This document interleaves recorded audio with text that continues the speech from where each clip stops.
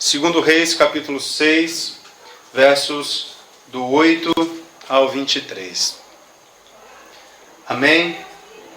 Diz assim a palavra do Senhor. O rei da Síria fez guerra a Israel, e em conselho com os seus oficiais disse: em tal e tal lugar estará o meu acampamento. Mas o homem de Deus mandou dizer ao rei de Israel: guarda-te de passares por tal lugar, porque os sírios estão descendo para ali. O rei de Israel enviou tropas ao lugar de que o homem de Deus lhe falara e de que o tinha avisado, e assim se salvou, não uma nem duas vezes. Então, tendo-se turbado com este incidente o coração do rei da Síria, chamou ele os seus servos e lhes disse: não me fareis saber quem dos nossos é pelo rei de Israel? Respondeu um dos seus servos: ninguém, ó rei, meu senhor, mas o profeta Eliseu, que está em Israel. Ele faz saber ao rei de Israel as palavras que tu falas na tua câmara de dormir. Ele disse: ide e vede onde ele está, para que eu mande prendê-lo. Foi-lhe dito: eis que está em Dotã. Então enviou para lá cavalos, carros fortes e tropas. Chegaram de noite e cercaram a cidade. Tendo se levantado muito cedo o moço do homem de Deus e saído, eis que tropas, cavalos e carros haviam cercado a cidade. Então o seu moço lhe disse: ai, meu senhor, o que faremos? Ele respondeu: não temas, porque mais são os que estão conosco do que os que estão com eles. Orou Eliseu e disse: Senhor, peço que lhe abra os olhos para que veja. O Senhor abriu os olhos do moço e ele viu que o monte estava cheio de cavalos e carros de fogo em redor de Eliseu. E como desceram contra ele, orou Eliseu ao Senhor e disse: fere, peço-te, esta gente de cegueira. Feriu-a de cegueira conforme a palavra de Eliseu. Então Eliseu lhes disse: não é este o caminho, nem é esta a cidade. Segui-me e guiar-vos-ei ao homem que buscais. E os guiou a Samaria. Tendo eles chegado a Samaria, disse Eliseu: ó Senhor, abre os olhos destes homens para que vejam. Abriu-lhes o Senhor os olhos e viram, e eis que estavam no meio de Samaria. Quando o rei de Israel os viu, perguntou a Eliseu: feri-los-ei, meu pai? Respondeu ele: não os ferirás. Fere aqueles que fizeres prisioneiros com a tua espada e o teu arco. Porém, a estes, manda pôr-lhes diante pão e água, para que comam e bebam e tornem a seu senhor.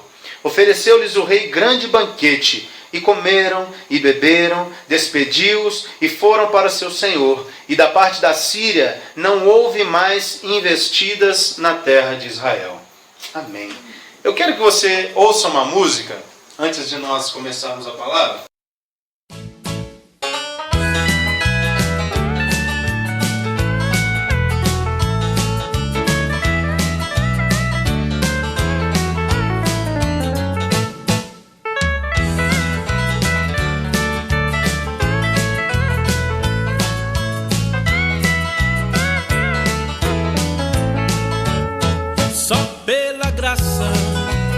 Misericórdia tem que ter graça, mas o amor suporta. Você conhece o crente 6 horas? Meus irmãos, 6 horas por mim. Você conhece o crente 9 horas? Da 9 horas, levante e vai sair. Você conhece o crente girafa? Corpo na igreja e a cabeça lá fora. Você conhece o crente jornal? A sua vida é notícia toda hora. Só pela graça, misericórdia tem que ter graça, mas o amor suporta. Você conhece o crente pedágio? Só dou carona se pagar a gasolina. Você conhece o crente bolo? Só aparece quando tem uma festinha.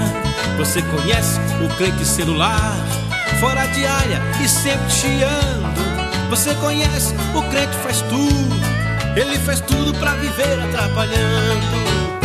Só pela graça, misericórdia tem que ter graça, mas o amor suporta.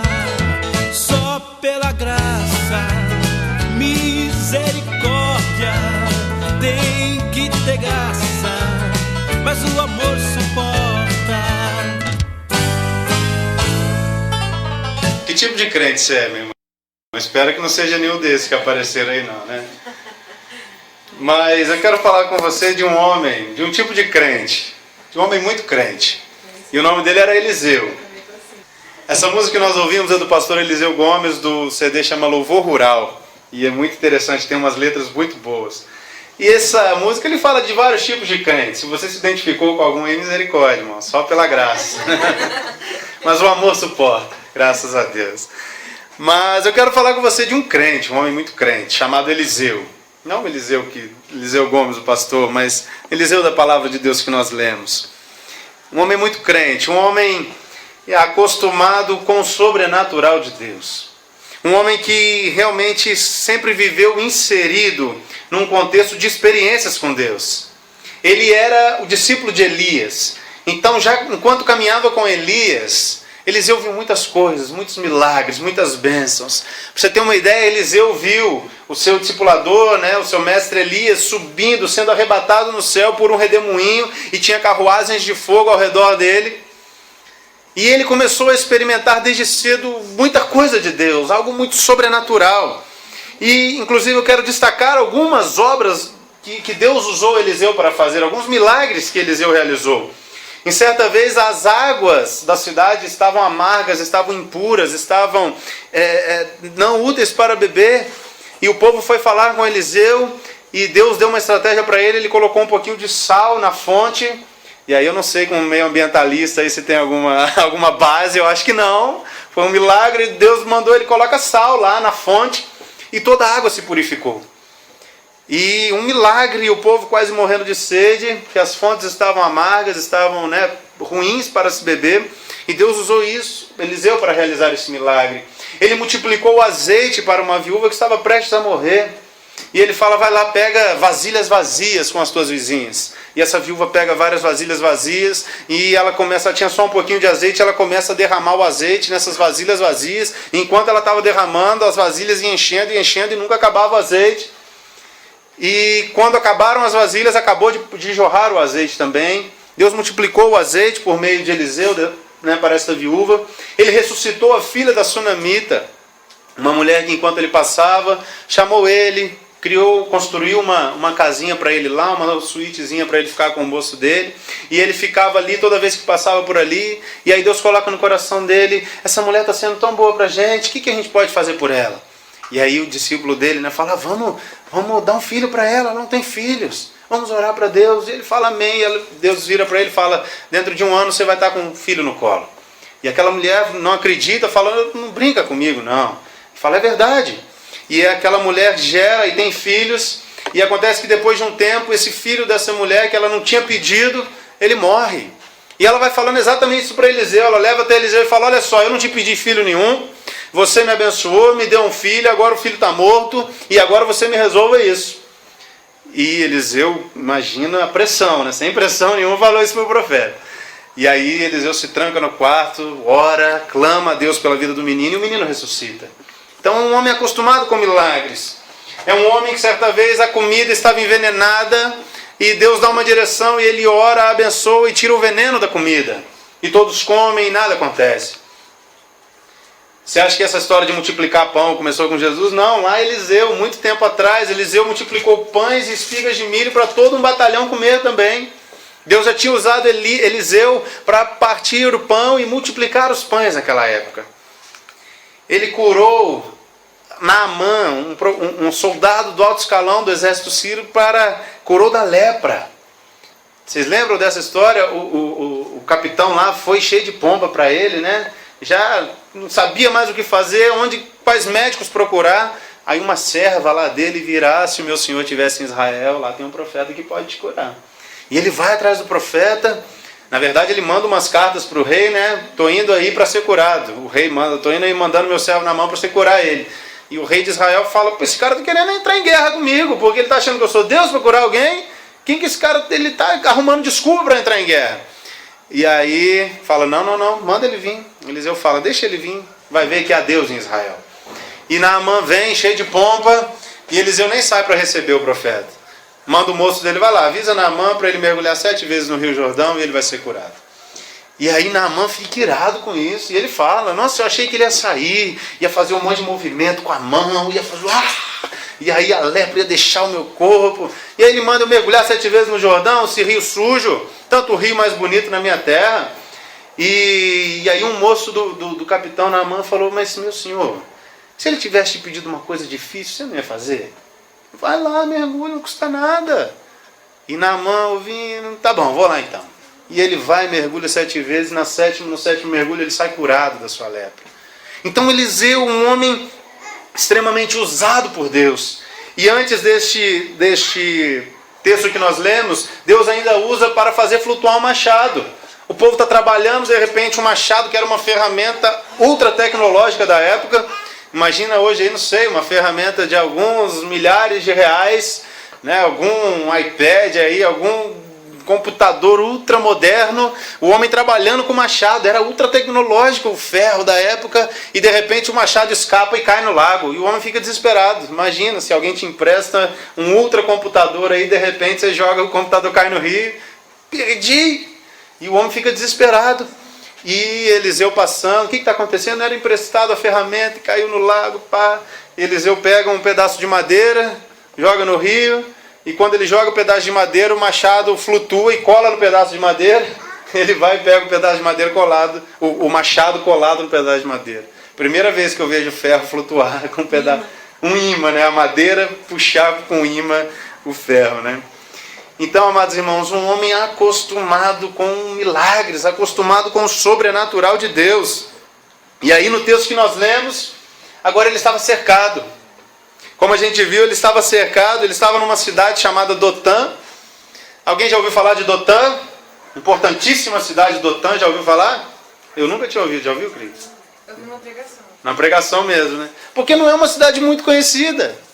A gente ouve falar de Samaria, Jerusalém, né, Belém, Berseba, algumas cidades ainda mais conhecidas, mas Dotã fala na Bíblia só uma vez ainda quando José é vendido pelos irmãos, é em Dotã. Mas uma cidade sem muita expressão, o profeta está ali, ou seja, não era uma cidade importante militarmente, ele estava enfraquecido, não era uma cidade, não era a capital da cidade onde tinham muralhas, e ele está numa cidade fraca militarmente, e de repente ele se vê cercado pelos exércitos dos sírios. E por que ele estava cercado? Porque o rei da Síria, toda vez que queria, mandava soldados contra Israel. A Síria já estava se levantando nessa época como um grande império, e Israel sempre pequenininho ali. E quando iam os exércitos sírios, o profeta falava, rei, os exércitos estão vindo, eles vão acampar em tal e tal lugar. E aí o rei evitava de passar por lá e tal, e diz o texto que nenhuma nem duas vezes o profeta livrou a cara do rei nessa, né? E aí nós vemos que de repente o rei tem algum espião entre nós. Porque toda vez que eu vou armar uma emboscada para pegar o bendito rei de Israel, ele fica sabendo, não passa por lá, alguém acontece, quem que é o traidor? E gente, cá entre nós, a gente sabe como que era no mundo antigo, se o rei realmente estava desconfiado de traição, já tinha cortado a cabeça de todo mundo. E quando o rei vira e pergunta, e o povo fala, é Eliseu. E ele fala, manda ver onde que ele está. Ele acreditou no povo, Eliseu já tinha realmente essa fama de homem de Deus, essa fama de ser usado por Deus. Sabia da força espiritual que aquele homem tinha, tanto que o rei não desconfia. O rei acredita no povo e logo manda chamar, vai ver onde Eliseu está. E aí a gente vê que o rei descobre onde Eliseu está e manda um exército interessante, que é uma força pesada, né? Para um profetinha, manda cavalos, carruagens, um exército inteiro para pegar o Eliseu.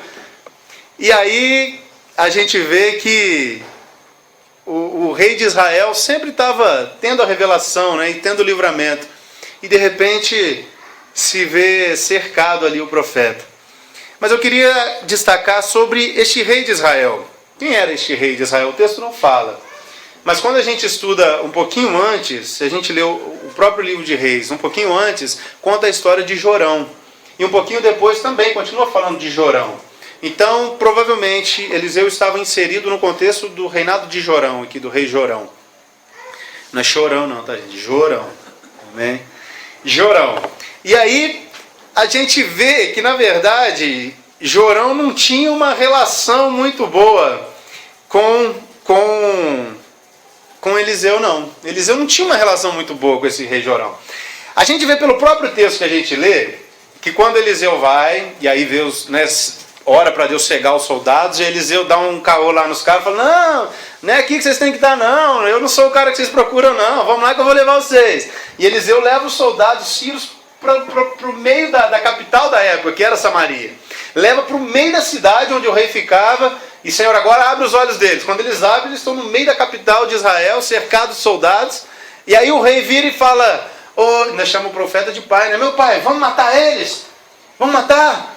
E aí Eliseu dá uma tiradinha nele, não sei se vocês perceberam no texto. Eliseu vira assim, meu filho, quando você capturar alguém com a tua espada, aí você mata, esses aqui não. Já dá uma tiradinha aqui, eu já fiquei, né? Falei, não parece que a relação dos dois não estava muito boa. Quando você pegar alguém com a tua própria espada, você mata, esses aqui você serve pão, segue água para eles e cuida bem deles. Então, já comecei a desconfiar isso. E aí depois olhando lá no capítulo 3, verso 13 e 14... A primeira vez que diz que os dois se encontram, a narrativa bíblica diz que os dois se encontram, diz que...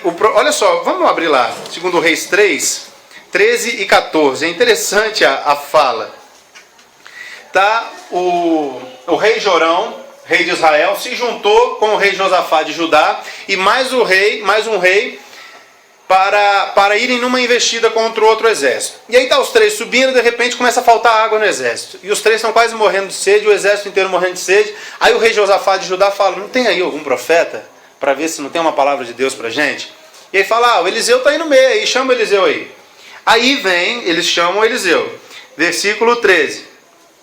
Aí o Eliseu já responde para o rei assim, que tenho eu contigo? O Eliseu falando para o Jorão. Rei, que tenho eu contigo? Vai lá para os profetas do teu pai e aos profetas da tua mãe. Sabe quem eram os pais de Jorão? Acabe e Jezabel. Um dos piores reis que Israel experimentou. Acabe fez Israel cair numa idolatria terrível. Jezabel era a mulher dele, uma mulher terrível. Alguns pastores até dizem que não acreditam que era o diabo que entrava nela. Não, ela que entrava no diabo mesmo e causava o terror. Que era uma mulher terrível, caiu numa idolatria terrível o povo de Israel por causa do rei Acabe e da sua esposa Jezabel. Era ela que mandou os profetas de Baal lá quando Elias está no Monte Carmelo, e vem os profetas de Baal, e Elias fala, vamos ver quem é Deus, se é Baal ou se é Deus. E essa mulher, depois que Deus manda fogo do céu, Elias mata os profetas de Baal, e essa mulher fala, tão certo como vive, amanhã você não vai estar mais vivo. Essa mulher ameaça Elias, e Elias, alguns acreditam que ele cai numa depressão profunda, ele vai para uma caverna, se esconde, e dali da caverna ele sai para ser arrebatado para o céu. Praticamente Elias termina o ministério dele ali, e depois de chamar Eliseu e passar o legado a Eliseu. Então uma mulher terrível, e esse Jorão era filho desses dois figurão aí. E aí por isso o Eliseu já vira para ele e fala, por que você não vai atrás dos profetas lá do teu pai e da tua mãe? Porém, o rei de Israel lhe disse, Jorão, né? Não, porque o Senhor é quem chamou estes três reis para os entregar nas mãos de Moabe. Então ele sabia que ele tinha os profetas de outros deuses lá. Mas aí o Jorão fala, não, mas eu estou te consultando porque eu sei que você é profeta de Deus e foi Deus que nos chamou para isso aqui. E aí disse Eliseu, 14, tão certo como vive o Senhor dos exércitos em cuja presença estou, se eu não respeitasse a presença de Josafá, rei de Judá, não te daria atenção, nem te contemplaria. Profeta sisudo, né? Bravo esse homem, vira para o rei e fala, olha, é só por causa dele que eu vou te falar, tá? Eu só vou te dar atenção porque o rei Josafá está junto aqui, que você não quero nem papo contigo não. E Eliseu realmente diz, não, mas virá chuva dos céus, o Senhor abençoará e vai matar a sede do povo. Então esse é o segundo ponto que mostra que eles não tinham uma relação muito boa. E em terceiro, quando o rei Jorão está para morrer, Jeú, o profeta Eliseu, Deus manda Eliseu ungir Jeú, rei, e Jeú está indo para cima para tomar a posse, né? Meio que fez um levante contra o rei Jorão. E a Bíblia, a gente sabe que o Antigo Testamento tem umas histórias dramáticas, né, gente? E aí vocês gostam de drama, gostam um pouco de tensão, é bom ler esse livro dos reis aí, que é uma coisa meio tensa. Aproveitar que as crianças estão lá dentro, deixa eu contar a história para vocês, como é que foi. Jeú estava vindo, então, depois que Deus ter ungido ele rei, falado para ele tomar posse do reino, Jeú vem com a cavalaria e vai para cima, onde Jorão estava.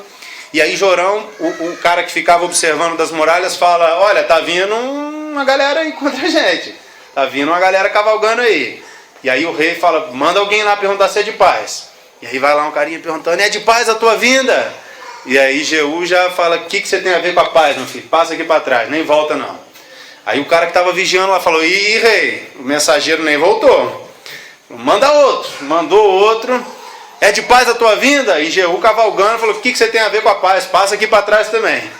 E aí o rei, você imagina, já foi ficando meio tenso, né? Uma rebeldia ali contra ele, um levante contra ele. E aí o observador lá falando, olha, e pelo jeito que o cara está cavalgando meio bravo, eu acho que é o Jeú, hein? Já identifica o jeito dele de cavalgar e ele está virado e vindo para cima. E aí o rei, eu não sei o que deu no rei. Se o cara mandou 2 mensageiros que já não voltou, o próprio rei me sobe no cavalo e vai perguntar se é de paz. E aí o próprio Jorão sobe no cavalo, pega o cavalinho dele, vai lá ao encontro de Jeú, antes de Jeú chegar no palácio, e pergunta, Jeú, é de paz a tua vinda? E aí ele fala, olha só o que ele responde, vamos lá no capítulo 9. Capítulo 9, verso 22, segundo Reis mesmo. Capítulo 9, verso 22. Sucedeu que vendo Jorão a Jeú perguntou, a paz, Jeú? Ele respondeu, que paz, enquanto perduram as prostituições de tua mãe Jezabel e as suas muitas feitiçarias. Então Jorão voltou às rédeas, fugiu e disse a Acasias, a traição, Acasias. Mas Jeú enfezou o seu arco com toda a força e feriu Jorão entre as espáduas. E a flecha saiu-lhe pelo coração e ele caiu do seu carro. Então Jeú disse a Bidkar, seu capitão, toma-o, lança-o no campo da herdade de Nabote, o jezreelita. Pois lembra-te de que, indo eu tu juntos montado após Acabe, seu pai, o Senhor pronunciou contra ele essa sentença. Tão certo como vi ontem à tarde o sangue de Nabote e o sangue de seus filhos, diz o Senhor, assim te retribuirei neste campo, diz o Senhor. Agora, pois, toma-o, lança-o neste campo, segundo a palavra do Senhor. Então a gente vê a morte do rei Jorão, e eu contei toda essa história para dizer que quando Jeú está indo dizer para ele, ele fala, enquanto durarem as prostituições de tua mãe e as tuas feitiçarias.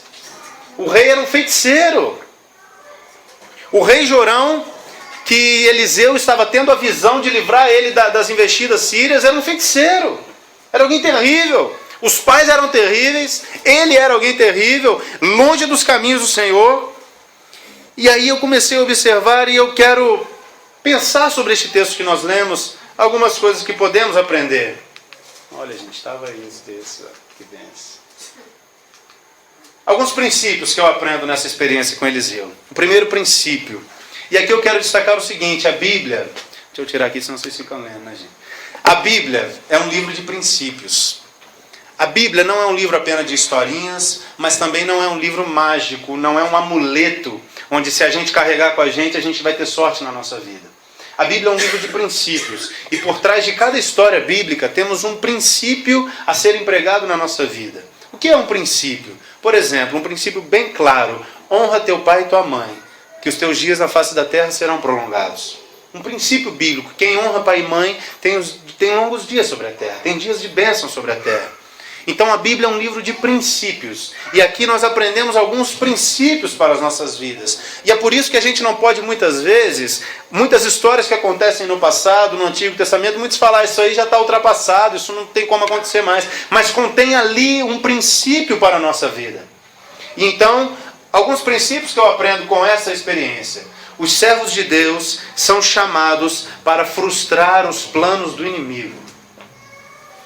Olha só o que diz em 1 João 3,8, a parte B. Para isto se manifestou o Filho de Deus, para destruir as obras do diabo.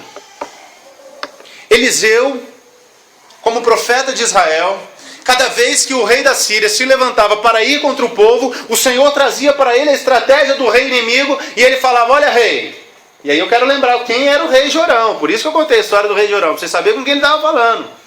Sem vergonha, feiticeiro, filho de pai e mãe terríveis. E o profeta se levantava e falava, rei, sai dessa. Por quê? Nós somos chamados a destruir, a frustrar os planos do diabo, os planos do inimigo. Deus te inseriu aonde você está, no teu trabalho, na tua casa, no teu ambiente.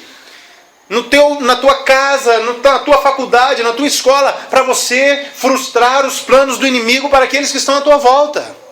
Você não nasceu por acaso. Neste tempo, nesta época, nesta crise que estamos vivendo, você não está aqui à toa. Nós não estamos aqui à toa. Como povo de Deus, somos chamados a frustrar os planos do diabo. Porque foi para isso que o Filho se manifestou, para destruir as obras do diabo. E o Senhor nos chama a dar continuidade ao teu ministério, ao seu ministério. Amém? O diabo é o arquiteto do mal. O diabo, diz a palavra do Senhor, que ele vem para roubar, matar e destruir. Ele tem um plano arquitetado contra a tua vida, contra a tua família, contra a cidade de Piracicaba, contra o nosso país. Porque o objetivo dele é roubar, matar e destruir. Roubar a nossa paz, roubar o nosso dinheiro, roubar a nossa saúde, matar, destruir tudo. Esteja atento às pessoas que estão à tua volta e veja se não existem pessoas sofrendo os planos do maligno. Pessoas sem paz, pessoas sem vida, pessoas que estão vivendo justamente os planos do diabo para a vida delas. Nós somos chamados a frustrar os planos do diabo e dizer: Deus tem um plano perfeito para nós. Deus tem um plano de vida. Porque Jesus diz: o inimigo vem roubar, matar e destruir, mas eu venho dar vida e vida em abundância. Somos chamados a dizer: o diabo vem para isso, o ladrão vem para isso, mas o nosso Senhor veio dar vida. O Senhor conta com você para isso.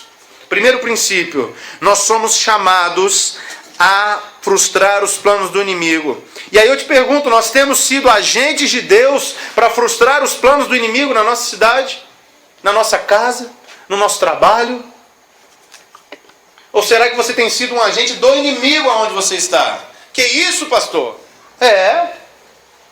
Muitas vezes somos agentes do inimigo para colocar em prática os planos do inimigo de roubar, matar e destruir. Quando nós não somos causadores da paz, quando nós causamos a guerra no nosso ambiente de trabalho, quando a gente faz fofoca que destrói, quando a gente não dá vida, quando a gente não abençoa, a gente amaldiçoa, quando a gente está promovendo vícios, nós não estamos sendo agentes de Deus. Temos sido agentes de Deus para frustrar os planos do inimigo. Este é um princípio da palavra de Deus. O Senhor deseja contar conosco para isso. O Brasil precisa mais do que nunca, meus irmãos e irmãs, de profetas, de profetisas, que frustrem os planos do inimigo. E aí não interessa se a gente votou ou não no governo. Não interessa se a gente concorda ou não com o governo. Imagina se Eliseu falasse assim: puxa vida, esse rei é um feiticeiro. Eu vou deixar esse exército vir, acabar logo com a raça dele. Vou deixar o exército sírio entrar logo, pelo menos me livre de tanta dor de cabeça. Não vai precisar nem do Jeú ir lá matar ele. Deixa o sírio entrar aí e mata logo esse rei. Mas não. O profeta sabia que se os sírios entrassem ali naquele momento, seria uma dor muito grande para todo o povo. E ele sabia que o que Deus chamava ele a fazer é frustrar os planos do inimigo. Se você está vendo alguém acorrentado pelas algemas do inferno, você não pode se calar. Seja um agente de Deus para a transformação daqueles à tua volta. Precisamos disso. Devemos sim apontar os dedos aos erros da nossa nação, mas sem entregá-la ao diabo. E aí vem o segundo princípio. Clamar pelo povo e buscar salvação, salvar o povo, não significa fechar os olhos para o pecado, para os pecados do povo, para os pecados da nossa nação. O próprio Deus, em Apocalipse 3,19, diz: eu repreendo e disciplino a quantos amo, sê pois zeloso e arrepende-te. Deus fala: eu disciplino todos quanto eu amo, eu repreendo aquele que eu amo. Então, quando nós cuidamos do povo, quando nós cuidamos ser agente de Deus para transformar o outro, não é fechar os olhos para o pecado. Eliseu nunca deixou, como a gente viu, de pontuar para o rei: rei, você é um safado, você está longe de Deus, rei. Mas assim diz o Senhor é Deus misericordioso, Ele vai trazer chuva sobre o povo. Não podemos deixar de apontar o pecado do povo, mas não podemos deixar de trazer a salvação de Deus para o povo. Não podemos deixar de apontar os erros do nosso governo, os erros do povo que muitas vezes não sabe votar, que vota por N motivos. Mas não podemos deixar de orar pelos nossos governantes. Não podemos achar que está tudo bem, mas também não podemos entregar o Brasil para ser destruído de qualquer jeito. Precisamos orar pelo nosso país. Deus deseja fazer grandes coisas através de nós, através do nosso país, e os planos do inimigo é roubar, matar e destruir. Temos vivido isso. Temos vivido isso enquanto nação. Quantas pessoas desempregadas, quantas pessoas perdendo seus empregos, mas Deus nos chama a fazer a diferença. A pregar a salvação, a pregar a vida, a sermos profetas e profetisas de Deus. Este é o segundo princípio. O terceiro princípio que eu quero compartilhar com você. O diabo sempre tenta nos surpreender, mas Deus já está lutando a nosso favor. Olha só o que diz a palavra do Senhor. 1 Pedro 5,8. Sede sóbrios e vigilantes. O diabo, vosso adversário, anda em derredor, como um leão que ruge, procurando alguém para devorar. E aqui eu penso no derredor, não é alguém muito próximo. Sabe, imagina aqui que a gente está aqui e tem alguém atrás da árvore ali dando uma espiada. Sabe, enquanto você caminha, tem alguém te observando de longe, na espreita, querendo justamente como o rei da Síria trazer uma investida de repente, algo repentino, para te destruir, para te derrubar. Mas este é um princípio da palavra de Deus. Eliseu experimentou isso, o cuidado de Deus, a guarda de Deus, enquanto ele estava tranquilo numa cidade, num ambiente hostil, num ambiente frágil, numa cidade facilmente dominada que era Dotã. E ele estava ali, tranquilo, em paz com o seu moço. E quando o exército vem, Deus já estava guardando ele. Deus guarda a tua vida. Deus te livra do mal. Deus te livra da crise. Deus te livra de todo mal, da enfermidade. Deus te livra, Deus guarda os seus de toda investida do inimigo. O que precisamos é ser como Eliseu e não como o rei Jorão. Ser como Eliseu, estar diante de Deus, buscar viver no sobrenatural de Deus, buscar experimentar mais de Deus. Deus nos guarda. Este é um princípio claro da palavra do Senhor. E frustra os planos do inimigo. Em quarto princípio, Deus ilumina os seus servos e ofusca os seus inimigos. Lembrando do texto que nós lemos, né? Enquanto o moço sai desesperado pela manhã e ele vê aquele exército inteiro cercando a cidade e ele fala: meu Deus, deu ruim, e aí Eliseu, o que vai ser de nós? O que a gente vai fazer? E aí Eliseu fala para ele: calma, meu filho, tem mais com a gente do que com eles. Eu imagino o moço coçando a cabeça. Ele diz o texto que ele não fala nada. O silêncio também é discurso, né? A Bíblia fala que ele não fala nada. Então ele não fala nada. Então eu imagino ele: Senhor, ô Eliseu, eu até já vi muita coisa o Senhor fazendo aí, mas imagina ele pensando, né? Tem mais nossos, acho que você não está sabendo, só está eu e você aqui, Eliseu. E esse povo da cidade é uma aldeia. E aí então Eliseu ora por ele e diz: Senhor, abre os olhos dele. E quando Deus abre os olhos do moço, do profeta Eliseu, que não tinha nem nome, né? Nem fala o nome do menino. Quando ele abre os olhos espirituais, ele vê rodeado de carruagem de fogo, de cavalos de fogo cercando eles dois. E diz que logo o exército sírio vem contra Eliseu e Eliseu ora: Senhor, por favor, cega os olhos desse homem. E a gente imagina que é uma cegueira parcial, né? Porque se depois eles ainda seguem, Eliseu leva eles até Samaria, não devia estar totalmente cego, deve ter ficado meio embaçado os olhos, não conseguiu reconhecer mais quem era Eliseu, onde estava. Mas Deus é um Deus que ilumina os nossos olhos. Este é um princípio que nós aprendemos. E que ofusca os olhos dos nossos inimigos. Olha o que diz a palavra do Senhor em Isaías 41, 10 a 13. O Senhor diz assim: não temas, porque eu sou contigo. Não te assombres, porque eu sou o teu Deus. Eu te fortaleço e te ajudo, e te sustento com a minha destra fiel. Eis que envergonhados e confundidos serão todos os que estão indignados contra ti, serão reduzidos a nada, e os que contendem contigo perecerão. Aos que pelejam contra ti, buscá-lo-ás, porém não os acharás, serão reduzidos a nada, e a coisa de nenhum valor os que fazem guerra contra ti. Porque eu, o Senhor teu Deus, te tomo pela tua mão direita e te digo: não temas que eu te ajudo. Esse é o nosso Deus. Este é um princípio da palavra de Deus para nós. Um Deus que nos toma pela mão, como um pai que segura na mão do seu filho e diz: eu estou aqui.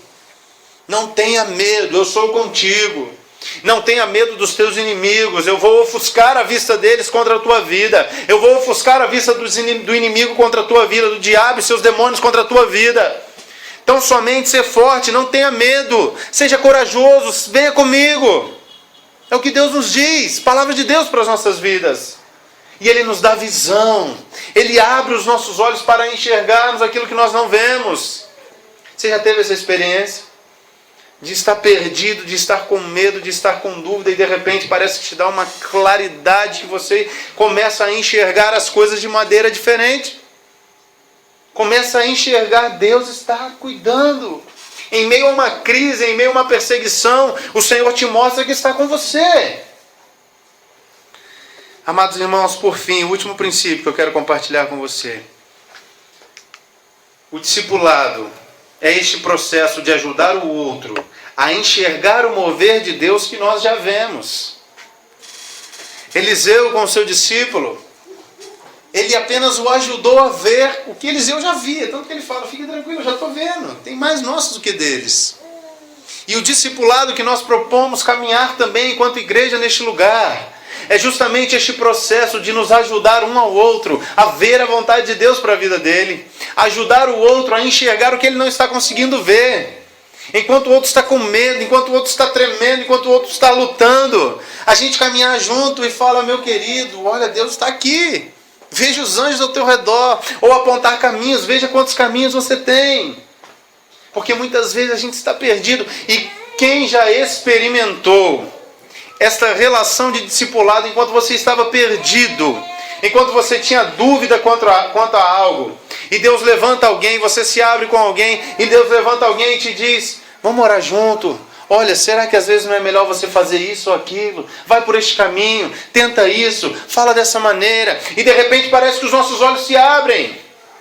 Quem já experimentou isso sabe o que eu estou falando. Eu já tive experiências maravilhosas dessa maneira. De estar perdido em relação a alguma coisa, em relação a alguma decisão tomar, como reagir em frente a alguma adversidade. E eu me abri para o meu discipulador e ele dizer assim, cara, faz isso, isso e isso. E eu falo, meu pai, mas como que eu não pensei nisso antes? Isso é discipulado, porque o outro é ferramenta de Deus para abrir os meus olhos, coisa que muitas vezes eu não sei, eu não consigo. E é interessante que diante da perseguição, diante do cerco, o moço do profeta vira para Eliseu, para o seu discipulador, e ele pergunta assim, o que faremos? O que faremos? É interessante que ele assume sobre si a responsabilidade de fazer alguma coisa. Ele não pergunta assim, gente, ninguém vai fazer nada contra isso? Já viu gente que faz isso? No meio da luta, no meio de alguma tribulação, gente, alguém tem que fazer alguma coisa. Alguém tem que fazer alguma coisa. Cai alguém duro lá, gente, alguém chama a ambulância. Por que você não corre lá e chama a ambulância, meu filho? Está entendendo? Um profeta e o moço, ele pergunta, Senhor, o que a gente vai fazer? O que faremos? E é claro no discipulado, quando a gente, por exemplo, a gente está nas nossas células e alguém se abre, colocando de si alguma responsabilidade, alguma preocupação consigo mesmo, e diz, olha, como que eu devo agir diante disso? Eu estou passando por essa tribulação, como que eu devo agir? Eu estou tendo essa fraqueza, eu estou tendo essa luta. Isso é uma postura que mostra crescimento. Eu estou preocupado, eu sei da minha responsabilidade, eu sei que eu preciso fazer algo, o que eu faço? Diferente de quando está na célula e alguém diz, nossa gente, a igreja tem que mudar, né? Gente, vocês já viram que a igreja está tudo errado, gente. Olha a diferença, alguém vira e fala, gente, tem que ter mais amor na igreja. Enquanto o outro vira, irmãos, eu quero dizer que eu preciso amar mais. Percebe a atitude? É o mesmo comentário, mas numa eu estou me colocando como responsável. No outro eu estou dizendo, alguém precisa fazer alguma coisa. E o discipulado é este processo onde nós nos envolvemos. E se eu quero crescer, eu preciso tomar a minha responsabilidade, tomar a minha parcela de culpa e dizer, eu preciso ser melhor nisso. Como o moço do profeta disse, e aí, o que a gente vai fazer? Imagina se ele pergunta, gente, alguém precisa fazer alguma coisa. Eu acho interessante que ele se joga no problema. E aí, para fechar, irmãos e irmãs, eu quero te perguntar, nós temos sido mais cegos como o moço que não consegue ver o livramento de Deus?